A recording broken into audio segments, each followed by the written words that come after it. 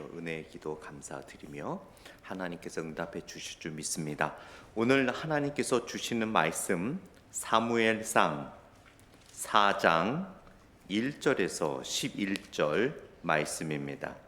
사무엘상 4장 1절에서 11절 말씀입니다. 우리 김정은 전도사님 참 우리가 기도 많이 하지 않았습니까?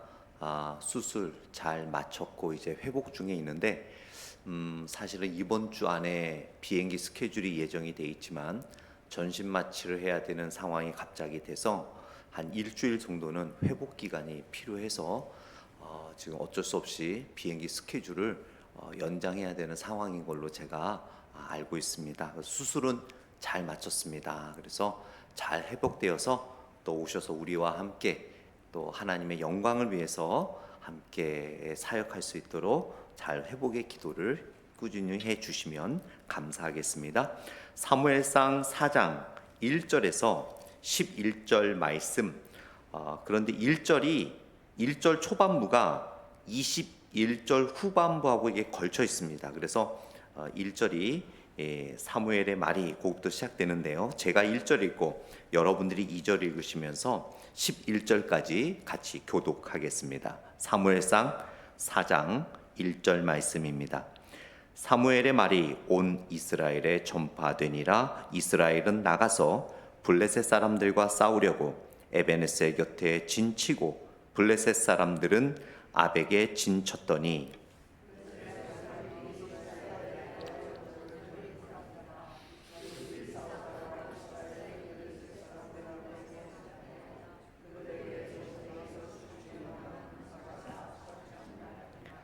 백성이 진영으로 돌아오매 이스라엘 장로들이 이르되 여호와께서 어찌하여 우리에게 오늘 블레셋 사람들 앞에 패하게 하셨는고 여호와의 언약궤를 실로에서 우리에게로 가져다가 우리 중에 있게 하여 그것으로 우리를 우리 원수들의 손에서 구원하게 하자 하니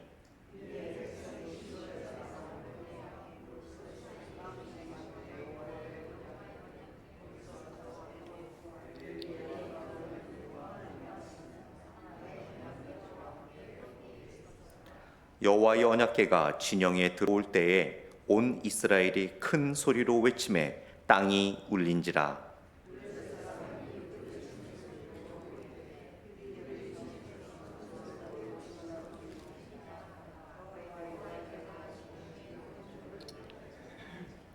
블레셋 사람이 두려워하여 이르되 신이 진영에 이르렀도다 하고 또 이르되 우리에게 화로다. 전날에는 이런 일이 없었도다.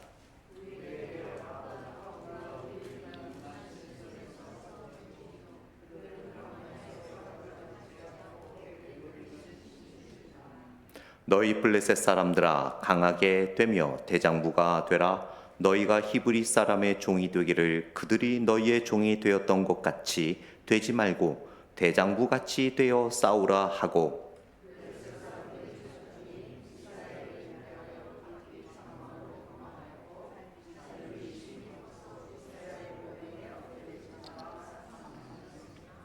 같이 읽겠습니다. 하나님의 궤는 빼앗겼고 엘리의 두 아들 홈니와 비느하스는 죽임을 당하였더라. 아멘. 잠시 기도하겠습니다. 하나님 아버지 감사합니다. 저희가 수요일 사무엘상 강의 말씀으로 하나님의 말씀을 나누게 됩니다. 오늘 말씀을 통하여 우리 각자에게 주시고자 하는 하나님의 응답을 받게 하시고 또한 하나님께서 주시고자 하는 위로함을 얻게 하시며 하나님께서 주시는 그 가야 할 길을 보는 귀한 존귀한 시간 될 수 있도록 인도하여 주옵소서. 우리에게 말씀하여 주시기를 바라며 이 모든 말씀 예수님 이름으로 기도드렸습니다. 아멘. 사무엘상이 시작되면서 우리는 계속 그 엘리의 영적인 어둠과 또 엘리의 두 아들 홈니와 비느하스가 제사장직을 제대로 순행하지 못하는 것을 우리는 계속 보아왔습니다. 그래서 하나님께서는 경고하셨죠. 그리고 예언하셨습니다. 홈니와 비느하스가 결코 하나님의 축복 안에 있지 못할 것이라고 말씀을 하신 상황입니다. 그런 가운데 한 줄기 빛이 보였죠. 그동안 오랜 기간 동안, 수년 동안, 수십 년이 될 수도 있고, 성경에 보면 하나님의 말씀과 이상이 멈췄었다라고 이야기합니다. 즉 하나님께서는 제사장이나 또한 선지자들을 통하여 환상과 말씀을 통하여 하나님의 뜻을 전달해 주셨는데, 죄악이 너무나 관영한지라 하나님께서 하나님의 뜻을 이스라엘 백성들에게 전달하시는 것을 멈추는 상황이었습니다. 그런 상황 속에서 하나님의 말씀을 제대로 전달하고 가르쳐야 할 제사장들조차 불법을 행하는 그런 상황 속에서 한 줄기 빛을 보게 되죠. 그 사람이 바로 사무엘이었습니다. 오늘 4장 1절에 보게 되면 이렇게 시작이 됩니다. 사무엘의 말이 온 이스라엘에 전파되니라. 그리고 그 앞에 3장의 마지막 절인 21절을 보게 되면 여호와께서 실로에서 다시 나타나시되, 여호와께서 실로에서 여호와의 말씀으로 사무엘에게 자기를 나타내시니라 라고 되어 있는데요. 여기서 나타나시되라는 의미는 히브리어 원어에 주는 뉘앙스는 말씀으로 나타나다, 말씀으로 나타내시고 하나님의 뜻을 드러내신다라는 그런 의미로 히브리어 원어에 나타나 있습니다. 즉 여기서 여호와께서 이제 실로에서 사무엘뿐만 아니라 이스라엘 백성들에게 하나님의 뜻을 전달하시며 하나님의 뜻을 드러내시고 나타내기 시작했어요. 근데 그것을 어떤 방식으로 나타내셨냐면, 우리가 눈에 보이는 것처럼 하나님이 짜잔하고 나타나신 것이 아니라 말씀으로 하나님의 뜻을 드러내기 시작했다라는 것을 보고 있습니다. 이것은 굉장히 중요한 그러한 의미를 4장 초반부에 주고 있어요. 3장을 마무리하면서 말씀으로 하나님께서 나타나셨고, 4장을 시작하면서 사무엘의 말이 온 이스라엘에 전파되니라. 사무엘의 말이라는 것은 누구의 말입니까? 사무엘 자신의 말일까요? 아니죠. 사무엘은 철저하게 하나님의 말씀을 받아서 그 말씀을 전달하는 전달자의 역할을 하고 있었거든요. 즉 사무엘의 말이 온 이스라엘에 전파되었다라는 것은 이제 하나님의 말씀이, 또 하나님의 뜻이 말씀을 통하여 전파되기 시작했다라는 의미로 우리는 이해할 수 있습니다. 그런데 하나님의 말씀이 이제 막 전파되고 그 멈췄던 하나님의 뜻이 이제 말씀을 통하여 드러나기 시작하는 이때 얼마나 분위기 좋습니까, 여러분? 이제 뭐가 막 되는 상황이에요. 이제 으쌰으쌰해서 이스라엘이 영적으로 다시 서야 될 상황입니다. 그런데 안타깝게도 또 한 번의 큰 실수를 이스라엘 백성들이 하게 됩니다. 1절 후반부에 보게 되면 이스라엘은 나가서 블레셋 사람들과 싸우려고 에베네셀에 진치고 블레셋 사람들은 아벡에 진쳤죠. 그래 결국 전쟁이 일어났고 어떻게 됐습니까? 2절 후반부에 보니까 이스라엘이 블레셋 사람들 앞에서 패하여 그들에게 전쟁에서 죽임을 당한 군사가 4,000명 가량이라 라고 되어 있습니다. 전쟁을 했는데 그들이 패했어요. 이 당시의 분위기는 이제 그동안 하나님께서 말씀하지 않았고 말씀을 통하여 나타나지 않았던 여호와께서 사무엘을 통해 나타나기 시작했는데, 그랬기 때문에 그들은 전쟁에 들어가면 당연히 이길 것이라 생각을 했습니다. 그러나 그들은 완전히 대패를 하게 되죠. 충격을 받았습니다. 그래서 영적 리더들이 모였죠. 각 지파들마다 그 당시에 중요한 결정을 하고 또 영적으로 리더하는 그 지파의 장로들이 모였습니다. 모여서 회의를 하게 되죠. 왜 패배했는가를 한번 되돌아보고 과연 다시 한번 패하지 않고 이기기 위해서는 어떻게 해야 될 것인가를 작전을 짜게 됩니다. 그러면서 그들이 결론을 낸 것이 바로 3절 말씀이에요. 3절을 보게 되면 백성이 진영으로 돌아오매 이스라엘 장로들이 이르되 여호와께서 어찌하여 우리에게 오늘 블레셋 사람들 앞에 패하게 하셨는고 여호와의 언약궤를 실로에서 우리에게로 가져다가 우리 중에 있게 하여 그것으로 우리를 우리 원수들의 손에서 구원하게 하자 하니.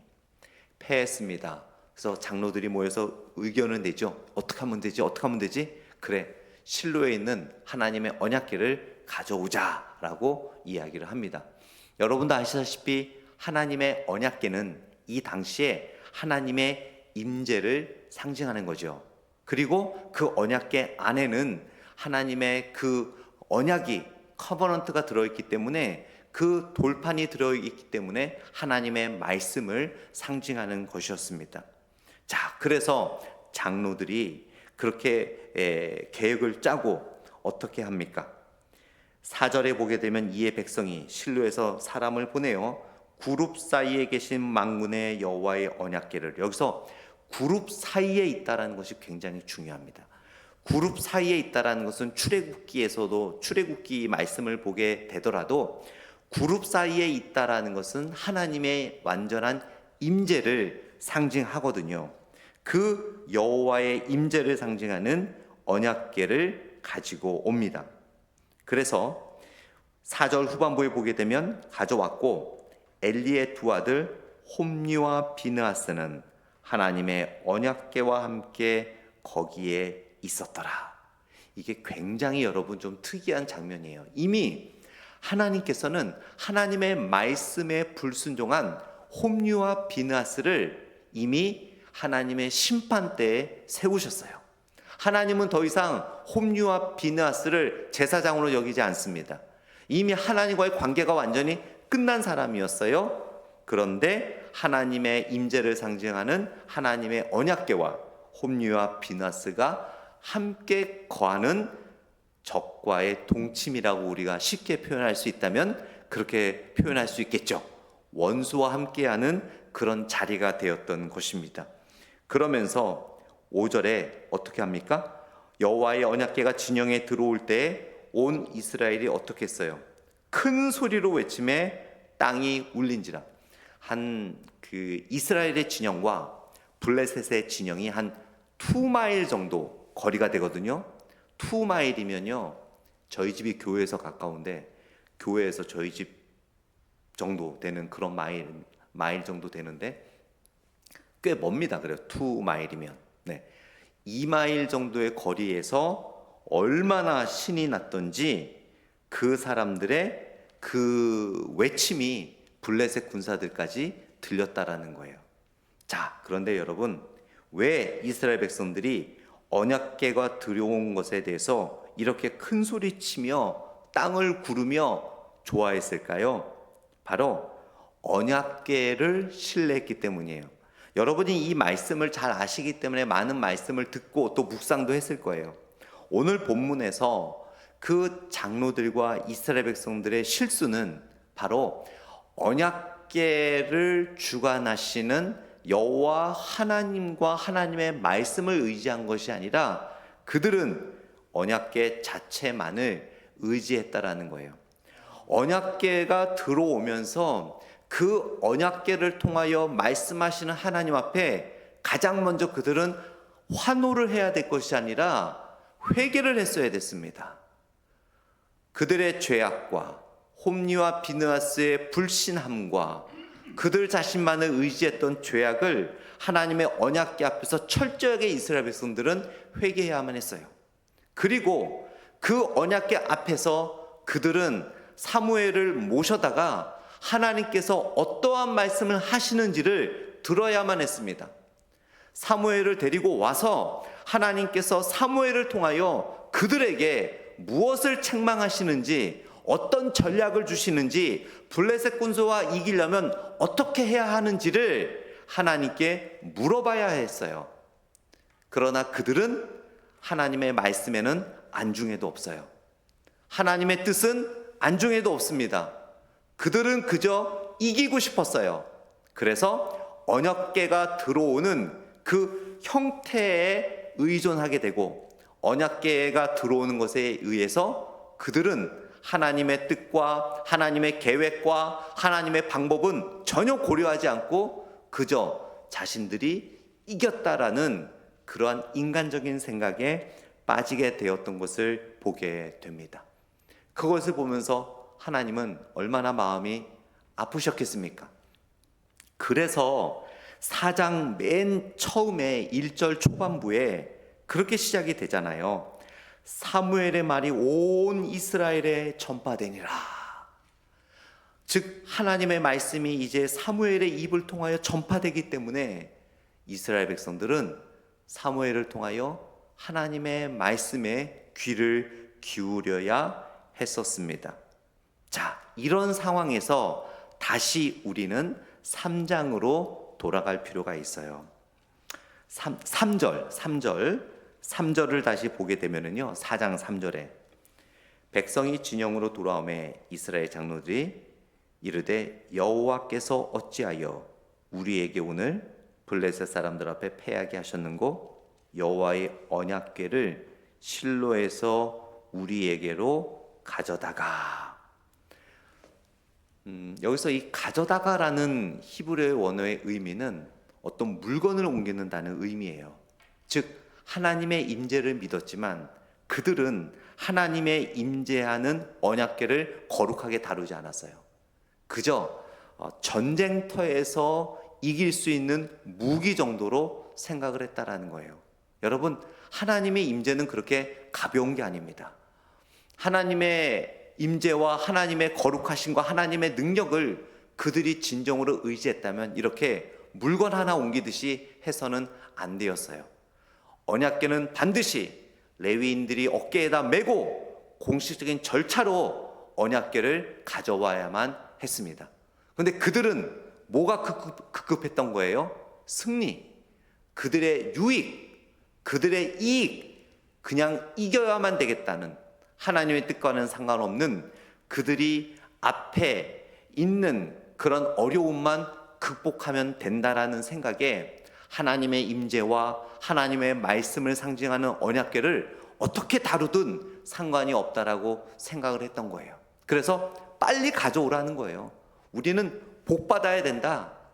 마치 우리가 어떠한 기도를 함에 있어서 하나님의 뜻과는 전혀 상관없이 도깨비 방망이를 두들겨 우리가 필요한 거를 하나님께 내놓으라는 그런 간구처럼 그들은 하나님의 거룩한 임재를 상징하는 언약궤를 전혀 거룩하게 다루지 않았음을 보게 됩니다.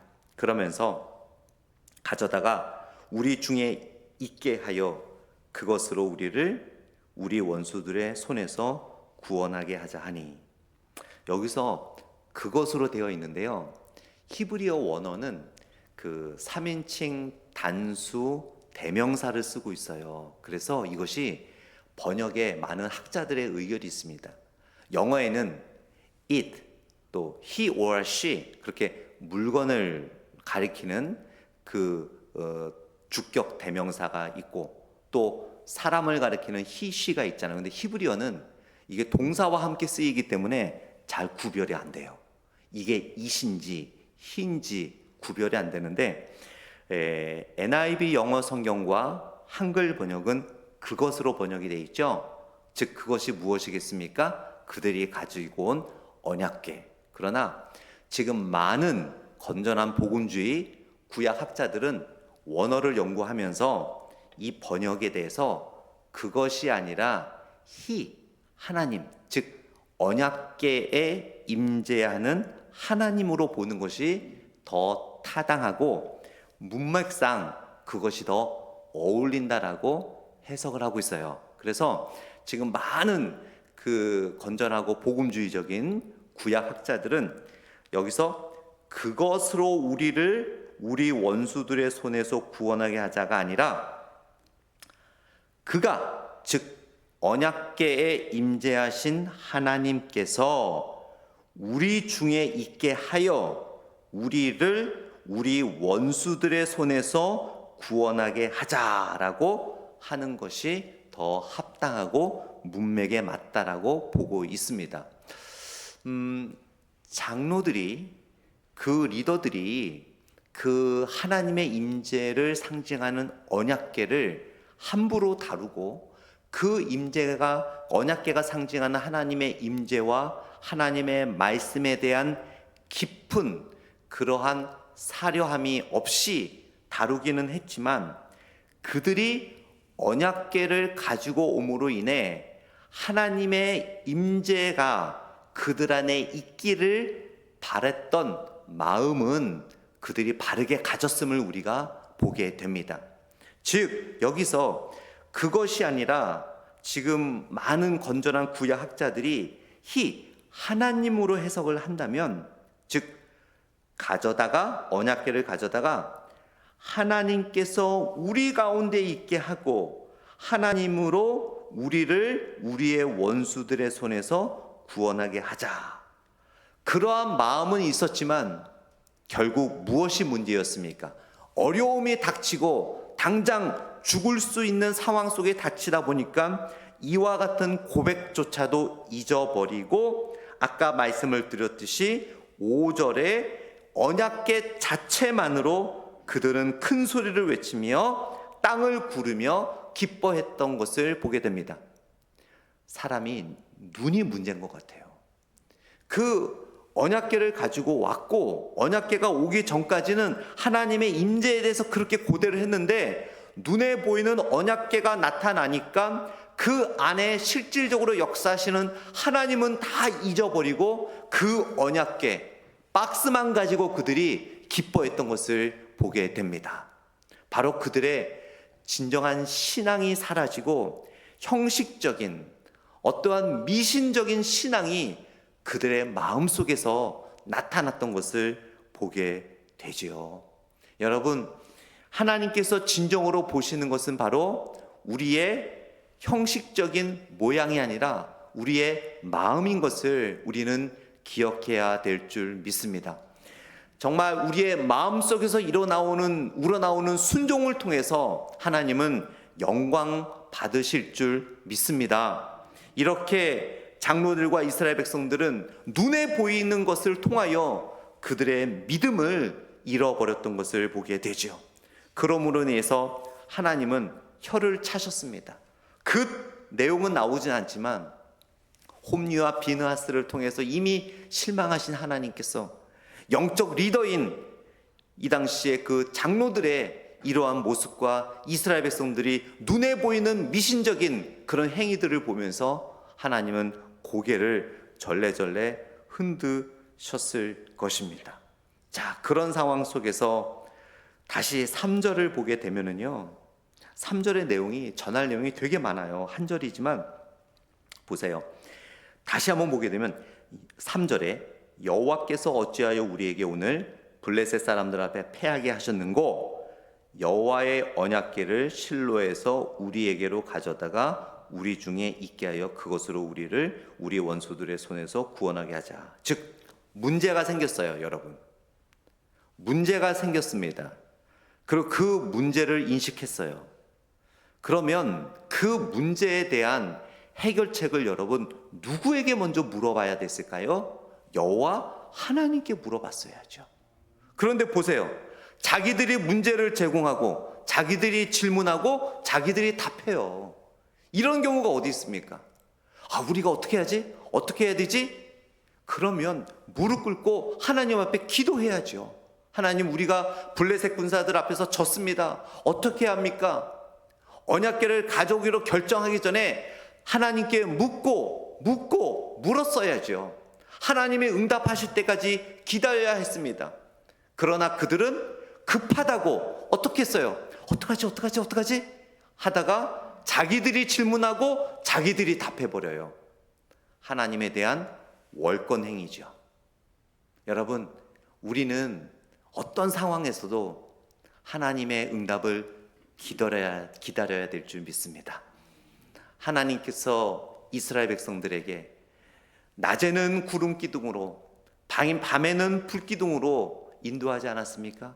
전에도 말씀을 드렸듯이 이스라엘 백성들이 가다가 지치고 힘들어서 아이고 하나님 너무 힘든데 좀 쉬고 싶은데, 그럼에도 불구하고 구름 기둥이 계속 움직이면 그들은 쉼 없이 발톱이 떨어져 나가고 발에 물집이 생겨도, 또 어린아이들이 힘들다 그래도 어린아이들은 업고 이고 물건을 이고 그들은 계속해서 가야만 했어요. 그 좀 쉬었다가 이제 힘이 났어요. 이제는 좀 움직일만 하다.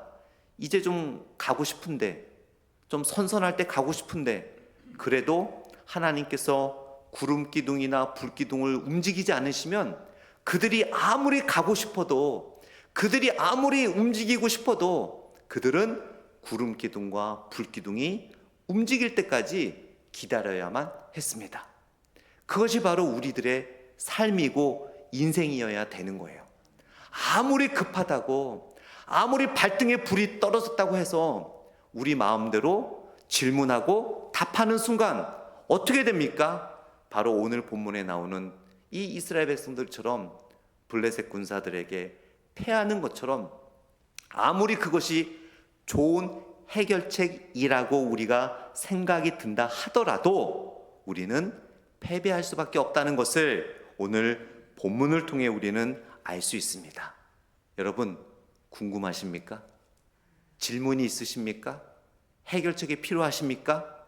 하나님께 물으셨다면 하나님께서 응답하실 때까지 기다리십시오.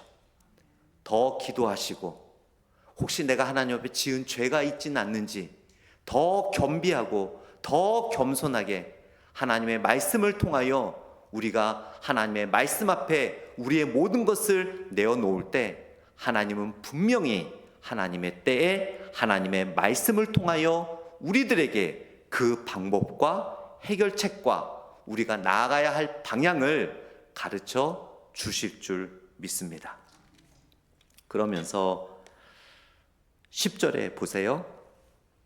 10절에 보니까 결국 어떻게 됩니까? 우리 같이 한번 읽어볼까요? 4장 10절 시작.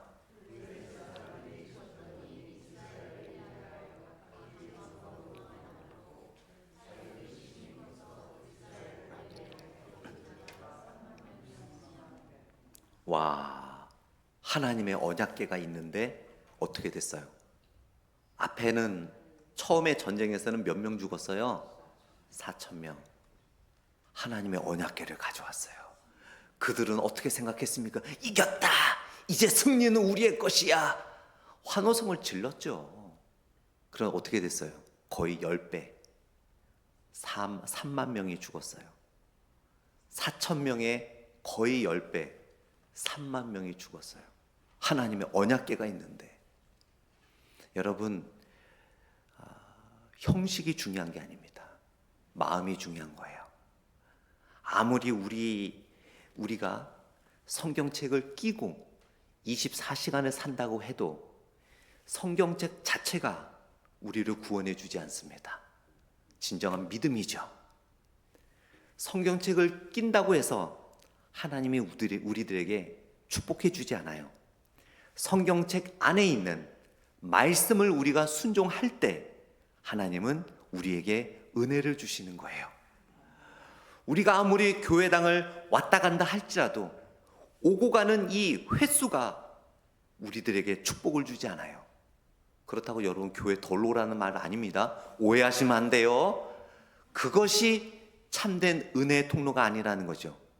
오고 가더라도 정말 진심으로 예배 드릴 때, 진정으로 하나님 앞에 겸비한 마음으로 기도할 때, 찬양을 하더라도 목소리로 찬양하는 것이 아니라 내 영혼으로 찬양을 할 때, 그것을 통하여 하나님께서는 우리에게 은혜를 주신다라는 것입니다. 말씀을 맺도록 하겠습니다. 오늘 말씀을 통하여 하나님께서는 참된 신앙의 자세가 무엇인가를 가르쳐주고 있어요. 우리 한국의 기독교가 예전에 유교와 어떤 지역 종교를 통해서 그 위에 기독교가 세워지다 보니까 우리도 모르게 그런 과거에 우리 조상들이 갖고 있던 미신적인 영향이 교회 안에 많이 들어왔었습니다. 지금은 많이 사라졌죠. 마치 언약궤가 있으면 그것을 통하여 축복받는 받을 것이라는 오해를 했던 것처럼 과거에 우리의 그 선배 한국의 신앙인들은 어떤 형식이나 어떤 물건이나 눈에 보이는 무엇인가가 있을 때 그것을 통하여 하나님께서는 축복해 주신다라는 생각을 한 적이 있었습니다.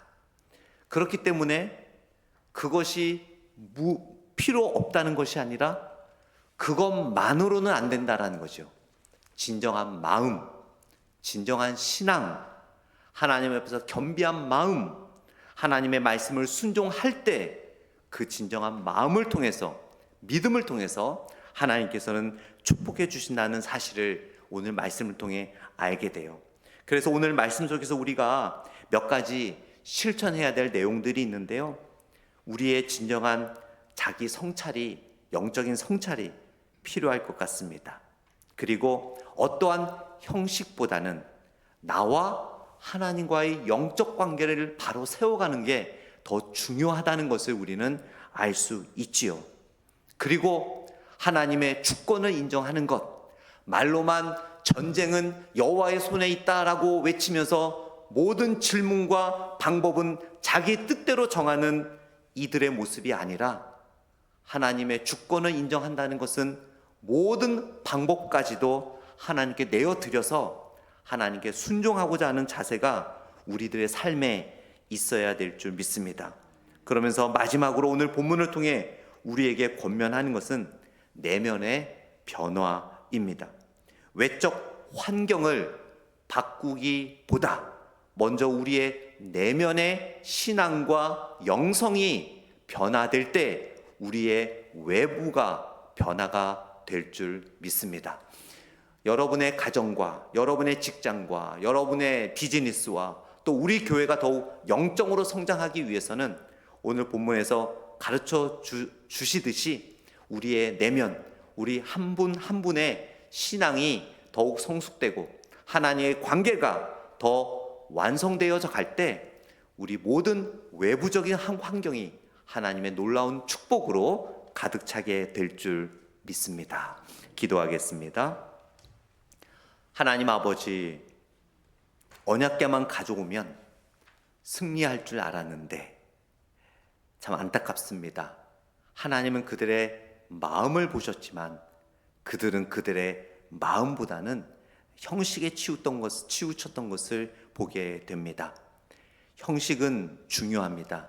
필요 없다라는 것이 아니라 형식보다 더 중요한 것은 바로 우리의 내면이라는 것을 오늘 말씀을 통해 알게 됩니다. 아버지 하나님, 우리가 교회에 올 때마다, 우리가 예배드릴 때마다 참된 마음으로 하나님 앞에 예배드리고 신앙생활을 할 수 있도록 인도하여 주옵소서. 감사드리며 예수님 이름으로 기도드렸습니다. 아멘.